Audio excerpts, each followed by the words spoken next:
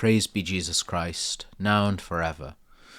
As others have written, we do not run too quickly to Easter Day, although it is worth remembering that the solemn commemoration we're about to enter is just that, a commemoration of something that already has happened. Christ is risen and has defeated the last enemy, death.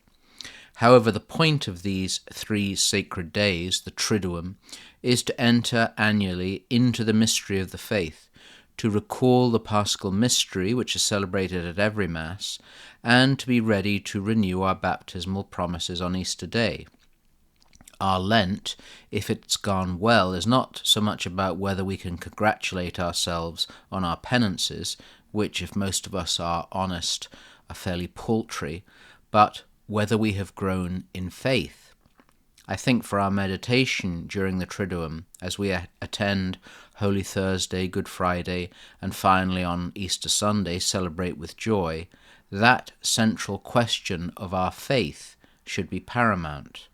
Not only our growth in faith, but the other 2 theological virtues, hope and charity.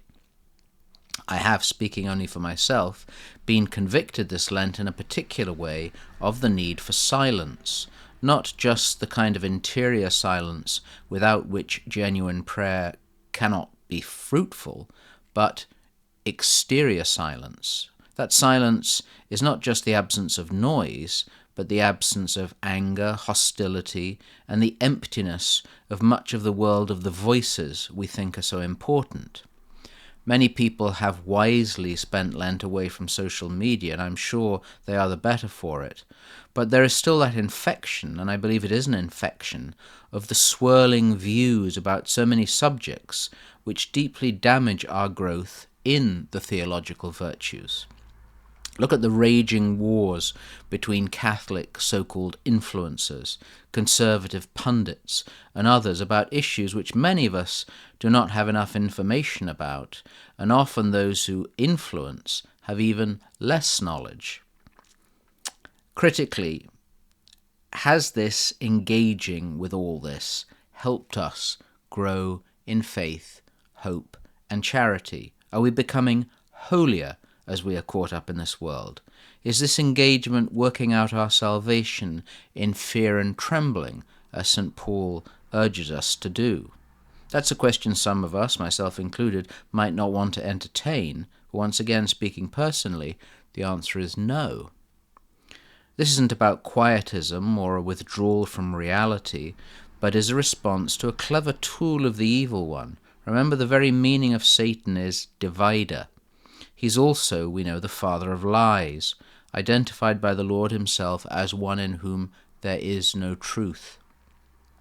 These words of the wise Pope Benedict XVI struck me as the core of what we should be doing during these holy days. Maybe they can be the source of conversion if we've allowed ourselves to become less faithful, less hopeful, and less charitable during Lent. Pope Benedict writes, "Silence at the right moment is more fruitful than the constant activity that only too easily degenerates into spiritual idleness. The real mystery present in growth and activity involves silence and stillness. Brethren, be sober, be vigilant, because your adversary the devil, like a roaring lion, walketh about, seeking whom he may devour."